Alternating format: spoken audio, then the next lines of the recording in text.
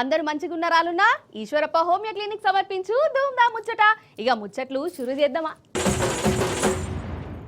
పెద్దల మాట సద్ది మూట అనే మాట ఎరకనే కదా, అంటే పెద్దోళ్ళు చెప్పింది అంతా మన మంచి కోసమే అని అర్థం. బీసీ రిజర్వేషన్ల మీద మన కేసీఆర్ సారు మొదటి సందే చెప్తూనే ఉన్నాడు. ఈ ఆర్డినెన్సులు, బిల్లులు, దీక్షలు గిదంతా డ్రామా. కోర్టుల నిలబడింది. చెయ్యాలన్నవి మనసులో గట్టిగా ఉంటే చెయ్యొచ్చు, కానీ చెయ్యి పాటోళ్ళదంతా డ్రామా అని చెప్తూనే ఉన్నాడు కదా. అగో కేసీఆర్ సార్ చెప్పినట్టుగానే ఇప్పుడు సుప్రీంకోర్టు కూడా గిదే ముచ్చట చెప్పింది. సర్కార్కు కరెంటు షాక్ ఇచ్చింది. అగో అయిందా ఇక నాటకం బయటపడ్డదా. బీసీల మీద రేవంత్ సర్కారీ అన్ని డ్రామాలే అని సుప్రీంకోర్టు సాక్షిగా మళ్ళోసారి బట్టబయలు అయిందా. కథకు నవారిద్దు. ఈ లోకల్ ఎలక్షన్లల్లా బీసీ రిజర్వేషన్ల మీద సుప్రీంకోర్టు మన సర్కార్కు షాక్ ఇచ్చినట్టే చేసింది. రిజర్వేషన్ల మీద అంత నాటకమే అని తేల్చేసింది. సర్కార్ వేసిన పిటిషన్ను కొట్టేసింది. అసలు హైకోర్టుల పెండింగ్లో ఉండంగా మా కాడికి వచ్చుడేంది, మేం విచారణ చేసుడేందని అన్నదుల్లా.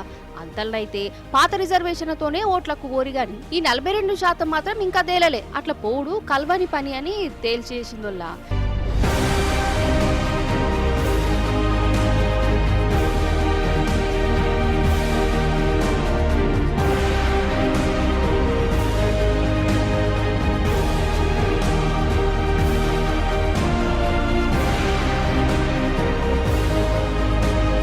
ఇప్పుడు మన సర్కార్ పర్ఫార్మెన్స్ కాడుకొద్దాం. ఈ బీసీ రిజర్వేషన్ల మీద ఎన్ని నాటకాలుల్లా, ఎన్ని చిత్ర విచిత్రాలు పట్టదుల్లా. మీదికేమో బీసీ రిజర్వేషన్ల కోసం చెయ్యి పార్టీ తనలాడుతుంది అన్నట్టు చూయించారు.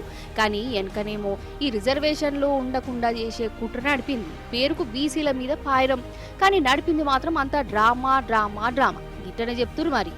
అప్పుడు ఓట్ల కోసం బీసీ రిజర్వేషన్లను 42% ఇస్తాం అనుకుంటా కామారెడ్డి డిక్లరేషన్ అని చెప్పుకొచ్చింది కదా. కానీ ఇక బీసీలు నిజమే కావచ్చు అని నమ్మిరు. కానీ ఈ పార్టీ లీడర్ల మాటలన్నీ నీళ్ళ మీద రాతలే అని తేలిపోయింది. అసలు రిజర్వేషన్లు ఇవ్వాలంటే రాజ్యాంగం సవరణ చెయ్యాలి, సెంటర్ సర్కార్ మీద లడాయికి పోవాలి, వాళ్ళను ఒక పట్టుబట్టాలి, ఒప్పియాలి. కానీ ఇవన్నీ ఏం చేయలే. ఓసారేమో కులగణన అని టైంపాస్ బాటన పేరంటం పెట్టిరు. అవన్నీ తప్పులు తాళాలని కేంద్రమో చెప్పింది. అటెంకనేమో కమిటీల పేరు చెప్పిరు. అట్లా కొన్నొదులు పొద్దెల తీసిరు. దాని వెనక అసెంబ్లీ బిల్లులని కొత్త నాటకం నడిపించారు. అభిషేకాలు చేయించుకోరు. ఒదికు గవర్నర్ కాడ బిల్లు పెండింగ్ లో ఉండగానే ఆర్డినెన్స్ పేరుతోని మళ్ళీ డ్రామా స్టార్ట్ చేసే కదా. గవర్నర్ కాడ బిల్లు ఉండగా మళ్ళా అసెంబ్లీలో ఈ కొత్త నాటకం ఏందోలా. ఇదంతా నమ్మించి మోసం చేసే కుట్ర అని బీఆర్ఎస్ వాళ్ళు మొదటి సందే అంటూనే ఉన్నారు. అన్నట్టుగానే అది పెద్ద నాటకం అని తేలిపోయింది కాదు. గవర్నర్ కూడా బిల్లు ఉన్నప్పుడు కేంద్రం కాడికి పోయి ఒప్పించేది ఉండే కదా. కానీ బిల్లు తెచ్చినాం అన్నట్టు కథ నడి. అది కోర్టులల్లా నిలబడదని అందరికీ ఎరికే. ఎందుకు ఇట్లా చేసిరంటే మేము ఇద్దామంటుంటే కోర్టుల నిలవల్లే అని రాగాలు తీసేటందుకు అన్నట్టుగానే ఆ పుణ్యకార్యం కూడా చేసి పడేసారు. ఎలక్షన్ల వాయిదా కూడా పడే కాడికి వచ్చింది. ఇప్పుడు తప్పంతా సెంటర్ వాళ్ళదే అని చెప్పి జంతర్ మంతర్ కాడ ధర్నాలకు దిగుతారట. ఇంకా చెవులలో పూలు పెట్టేటందుకు కాదబ్బా. ఓట్లప్పుడు నోటికి ఏదైతే అది మాట్లాడితే ఇది ఇస్తాం అది చేస్తాం, బీసీలకు 42% రిజర్వేషన్ ఇస్తామని ఒక ముచ్చట్లు చెప్పారు. జనం ఓట్లేసి గెలిపించే ఊదుగాలిది తీరలేవది అన్నట్టు చేస్తాను. నిజంగా 42% బీసీలకు రిజర్వేషన్ ఇయ్యాలని ఉంటే, నిజంగా వాళ్ళ మీద ప్రేమ ఉంటే గిన్ని రోజులు గిన్ని గణం నాటకాలు చేయొచ్చునా? ఇంత అల్పమౌనా? ఓదిక్కు బీఆర్ఎస్ వాళ్ళు బీసీ రిజర్వేషన్లకు మద్దతు ఇస్తాం, కేంద్రంతోని అందరం కలిసి కొట్లాడదాం, మేం కూడా మీ ఎంబడే ఉంటామని రేవంత్ సర్కార్ తోని చెప్పబట్టి. అయినా కానీ చూసినావా ఏడ బీసీలకు నిజంగానే రిజర్వేషన్లు అత్తాయో అని ఇట్లా తాపకో ఎగురం పెట్టుకొని పొద్దెల్లది ఇత్తురు, కోర్టులతోని తిట్లు పడుతురు అని గరమైతురు బీసీలు.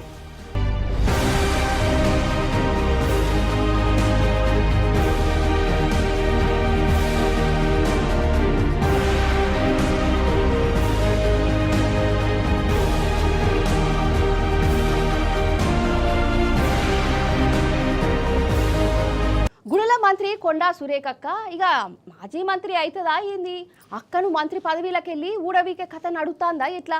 కొండా సురేఖక్క కుటుంబం మీద సీఎం సారే కావాల్సుకొని కుట్రేషం ఎత్తాన్లా. ఇగో గిట్లనే కొడతాందో చాలా మందికి కొట్టుడేంది గిదే నిజమట కాదు.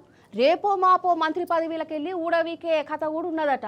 గిట్లనే చెప్తురు మరి చాలా మంది ఏంది. కొండా సురేఖక్క బిడ్డని పాపం నడ్యాం రాత్రి కళ్ళపొంట నీళ్ళు పెట్టుకుంటా చెప్పుకుంటూ ఉన్నదట, బాధపడుతున్నది. అసలు ఏమైంది చూద్దాం రారి. మీకు ఎరికయ్యే ఉండాలి. మంత్రి కొండా సురేఖక్క బిడ్డ కొండా సుస్మిత. సురేఖక్క ఇంటికి పోలీసులు వాళ్ళు వీళ్ళు వచ్చిర్రు నడియాం రాత్రి. సురేఖక్క ఓఐటీని పట్టుకోబోదాం అనుకున్నారు కావచ్చు పోలీసులు. సుస్మితక్క అడ్డం పడ్డది. ఏమంటుందో ఇనుర్రి. And what they are stating was Vem Narender Reddy గారికి ఫోన్ చేయటం జరిగింది. మేము ఎందుకు అసలు ఏంటి ఏం కేసు ఎందుకు అరెస్ట్ చేయాలనుకుంటున్నారు అని మేము అడగటం జరిగింది. అసలు టాస్క్ ఫోర్స్ వీళ్ళ వెనకాల ఎందుకు పడుతుంది, చేజ్ ఎందుకు చేశారు, చేజ్ చేయాల్సిన అవసరం ఏమొచ్చింది, ఒక బీసీ లీడర్ ఇంటికి ఒక బీసీ లేడీ ఇంటికి రాత్రి 9 గంటలకు ఒక టాస్క్ ఫోర్స్ సిఐ వచ్చిందంటే ముఖ్యమంత్రి సిగ్గుపడాలి, బీసీ లీడర్లను దొక్కాలి. ఏం లేదండి, ఇదంతా కడియం శ్రీహరి, పొంగులేటి, వేం నరేందర్ రెడ్డి, రేవంత్ రెడ్డి కట్టకట్టుకొని చేస్తున్న దుష్ప్రచారము, దుశ్చర్య. ఇట్లాంటి ఒక మహిళ మీద చేస్తున్నందుకు ఆగానట. కొండ కుటుంబం మీద సీఎం రేవంత్ రెడ్డి సారును, పొంగులేటి శ్రీనివాసరెడ్డి సారు, వేం నరేందర్ రెడ్డి సారు ఇట్లా కుట్ర చేస్తానులటం వల్ల అసలు లొల్లేందంటే కాంట్రాక్టుల కాడ లొల్లైంది. మేడారం పనుల టెండర్ల మీద ఈ పొంగులేటి సారుకు కొండ సురేఖకు నడుమ పంచాది నడుతుంది. కాంట్రాక్టు నేను తీసుకుంటా అంటే నేను తీసుకుంటా అని ఏమో లడాయట. మంత్రులకే పడతలేదు. పాపం కొండ సురేఖక్క మీద రేవంత్ సారును పొంగులేటి సారు పగబట్టినట్టే చేస్తానులట. ఇప్పటి సొందో పాపం సురేఖక్క దినం ఏడ్చుడట రేవంత్ సార్ చేయబట్టి. ఈ మాట కూడా సుస్మిత మేడమే చెప్తాంది. ఇనూరి మీరేగా.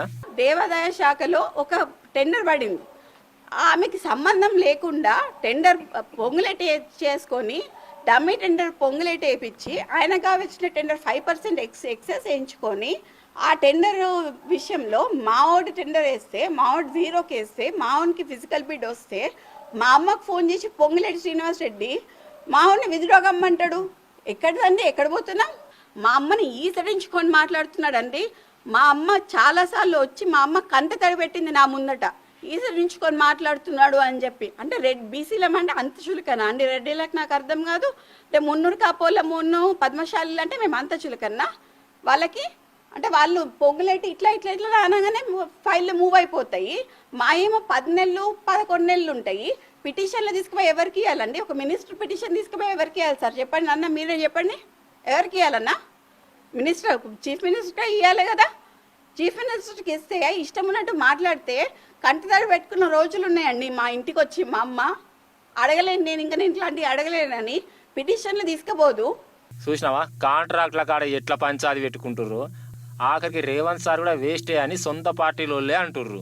ఇంకో మాట, మంత్రుల మీటింగ్, అదే క్యాబినెట్ మీటింగ్ నడితే ఆ మీటింగ్కు సురేఖక్క కూడా పోలే డుమ్మ కొట్టింది.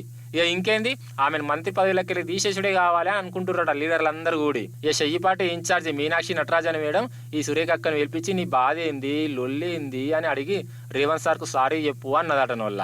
కానీ సురేఖక్క సారీలు గీరీలు చెప్పు లేదు, తప్పు వాళ్ళు చేస్తే నేను ఎందుకు చెప్పాలి, చెప్పేది ఉంటే వాళ్ళే నాకు సారీ చెప్పాలి అని ఉల్టా గట్టిగానే అన్నదట మేడం. కాదు ఏమన్నా అంటే కోపాలు బాగా వస్తాయి కానీ చెయ్యిపాటికి అధికారం ఇచ్చింది ఎందుకోల్లా? వీళ్ళ దాంట్లో వీళ్ళే పంచాయతీలు పెట్టుకునేది అందుక. అరే పనులు చెయ్యుర్రి స్వామి అని అంటే కాంట్రాక్టులు మాకంటే మాకే కావాలి అని లడాయిలేందో గీదా ప్రజాపాలన అంటే? పాలన చేసే తరిగా గిట్లుంటుందా అని గిట్లా గరం అవుతుర్రు జనాలు. ఇప్పుడు మన రాష్ట్రం అంతా జూబ్లీహిల్స్ నియోజకవర్గం గురించే మాట్లాడుకుంటుంది కదా.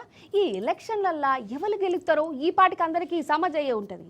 అసలు నన్ను అడిగితే జూబ్లీహిల్స్ జనాలే కాదు తెలంగాణ అంతా ఈ ఓట్లల్లో కాంగ్రెస్ పార్టీకి బుద్ధి చెప్పుడే కావాలని మాట్లాడుకుంటారు. ఓట్ల కోసం వచ్చిన షెయి పార్టీ లీడర్లను అడుగడుక్కు నిలదీస్తూనే ఉన్నారు. పారి ఈ ప్రచారం సంగతి చూద్దాం మనం. నిజంగా జూబ్లీహిల్స్ నియోజకవర్గం అంతా గులాబీ జాతరనే నడుతాందోల్లా. ఏడ చూడు గులాబీ జెండాలే రెపరెపలాడుతాయి. మన బీఆర్ఎస్ లీడర్లు కార్యకర్తలంతా సునీతక్క గెలుపు కోసం సైనికులు లెక్క ప్రచారం చేస్తాండ్లు. అగో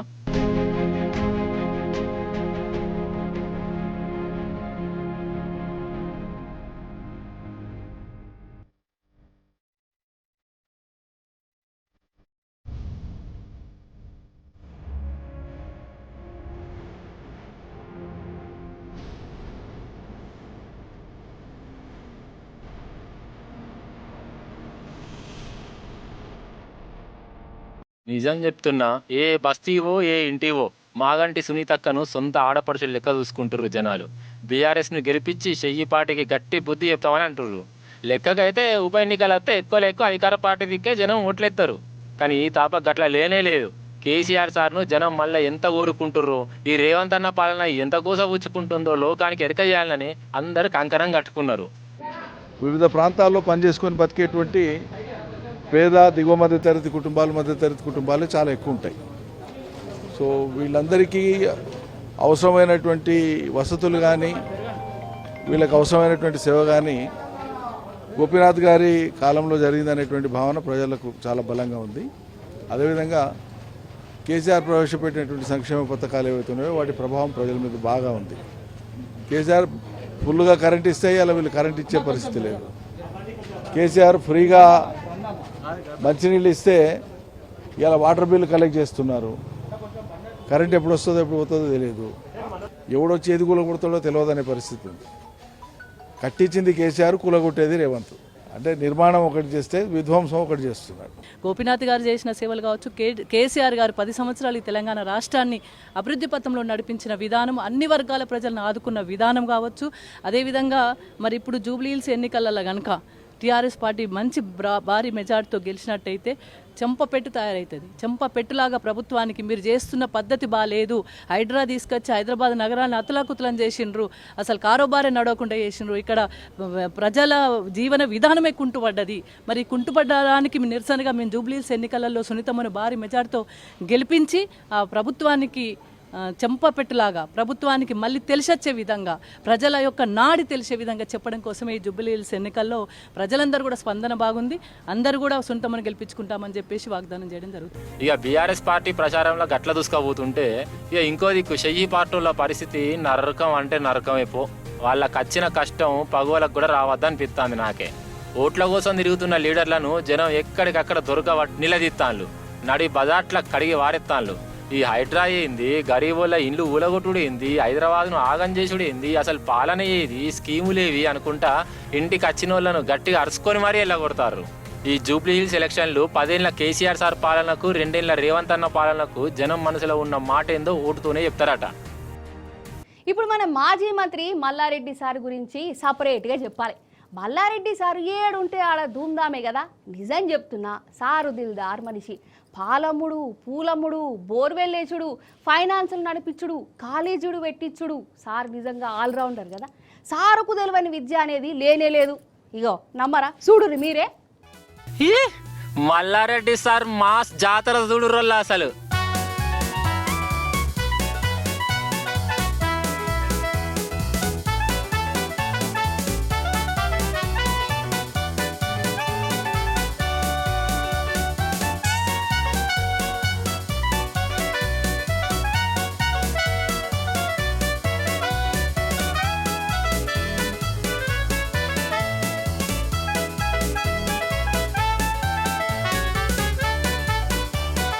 ఆహా, చూసినావా, సారు దోశలేస్తాండు, అరటి పండ్లు అమ్ముతాండు. ఇక నిన్నటికి నిన్న ఏం చేసిండో చూసిర్రు కదా. మళ్ళీ మల్కా చూడుర్రి.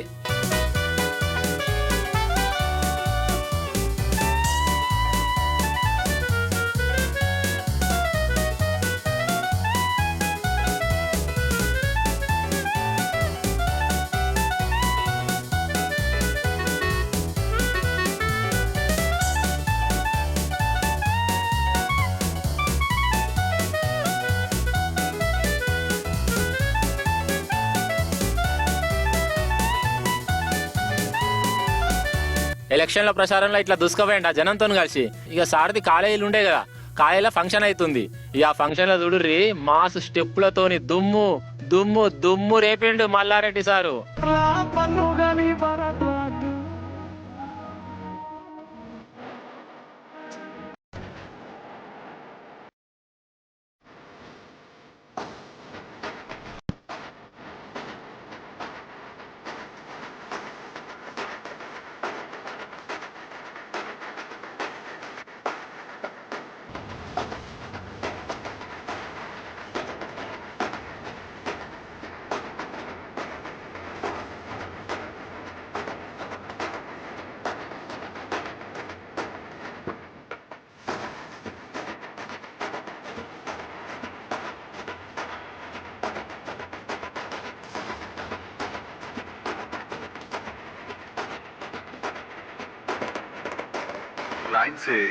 అసలు ఏమన్నా స్టెప్పులా, ఏమన్నా డాన్సులా, ఇప్పుడు ఎప్పుడులా.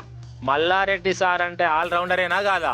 చిన్న పిల్లలు కనబడితే చిన్న పిల్లలు లెక్క మారిపోతాడు, బస్తీలలో పోతే బస్తీ పెద్ద మనిషి అవుతాడు, సినిమా పాటలు వినబడితే డాన్స్ మాస్టర్ లెక్క డాన్సులు చేస్తాడు. ఇక చదువుకునే పిల్లలకు మంచి చెడ్డ చెప్పాలంటే ఇంటి పెద్ద లెక్క మారిపోతాడు. మల్లారెడ్డి సారు నువ్వు super sir. Any function in the junction, call me. The name is DJ Tillu. నిజం చెప్తున్నా, కొందరికి ఎట్లుంటదంటే నియతిగా పైసలు కమాయించుడు కంటే కూడా మంది కొంపల ముంచి కడుపు నింపుకుంటేనే అదో కిక్కు వస్తుందటనుల్లా. నిజమేనా? గా కిక్కు కోసమే కాదు, చేయడానికి ఎన్నో పనులున్నా కాలు రెక్కలు సక్కంగున్నా చాలా మంది కష్టపడి దొంగతనాలు, దోపిడీలు, స్మగ్లింగ్లు చేస్తుంటారు. అంతేనా? నిజమేనా? అదేందో ఏదో ఒక దొంగ పని చేయండి కొందరికి కంటి నిండా నిద్ర కూడా రాదుల్లా. అసంటి దొంగల బ్యాచ్లని మనం జర అరుచుకున్నట్టు చేద్దాం రారి మరి. ఫస్ట్ శంషాబాద్ ఎయిర్పోర్ట్ కాడికే రారోల్లా. ఇగో ఇదేదో రిపేర్ చేస్తాను అనుకుంటారా? రిపేర్లు కాదు, బంగారం దిత్తాన్లు.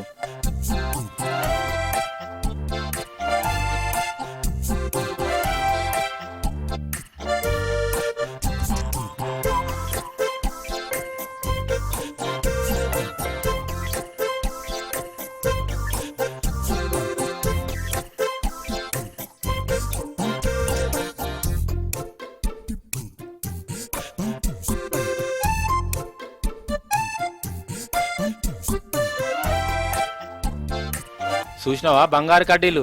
ఇక ఇట్లా దాచుకొని పట్టుకొచ్చిండు ఒక స్మగ్లర్ గాడు. మొత్తం 2.5 కోట్ల విలువ గల బంగారం అటన్ వల్ల షార్జా నుంచి మన హైదరాబాద్కు ఈ దొంగ బంగారాన్ని స్మగ్లింగ్ చేసిండు వాడు. అవుట్ ఆఫ్ నుంచి మన ఎయిర్పోర్ట్ దాకా మంచిగానే వచ్చింది కానీ ఈయనే దొరికిపోయిండు. ఇక ఎయిర్పోర్ట్లో బంగారు స్మగ్లర్ కథ గట్లున్నదా? ఇక ఇప్పుడు రైల్వే స్టేషన్లో గంజాయి స్మగ్లర్ల కళా పోషణ చూడుర్రి. వీటిని చూసి చాక్లెట్లు పిప్రమెంట్లు అనుకోగల ఆయంత కాదు, గంజాయి చాక్లెట్లే. మీది బాజుకెళ్ళి ఈ చాక్లెట్లను మన హైదరాబాద్కు పట్టుకొచ్చి ఇక్కడ వాళ్ళకు అంటగడుతుర్రు దేడి దిమాగ్గాళ్ళు. మన పోలీసులకు దొరికిర్రు వీళ్ళ దౌడల దగ్గర వాడా.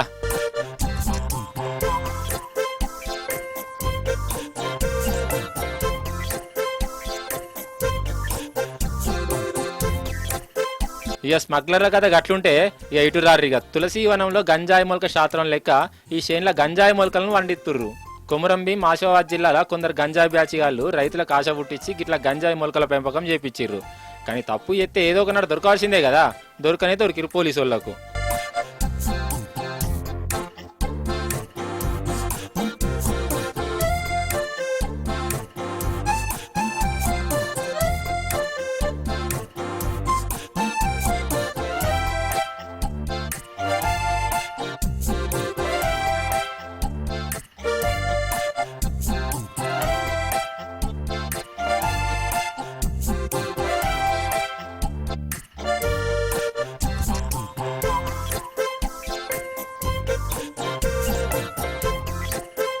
చూసినావా స్మగ్లర్లు రాను ఎట్లా మోపవుతారో. అసలు పైసలు కమాయించుకునేందుకు వాళ్ళకి వేరే పనే దొరుకుతలేదా నొల్ల నాకు తెలియక అడుగుతా. ఏమో మంది పానాలు తీసేకి దిక్మల దందాలు చేసుడేంది, వాళ్ళ చేతులు ఇరిగిపోను. చూసిరు కదా నువ్లా, ఇది వాల్టి ముచ్చట్లు. మళ్ళీ వచ్చే పారి ఇంకెన్ని ముచ్చట్లు పట్టుకానత్తా ఉంటా మరి.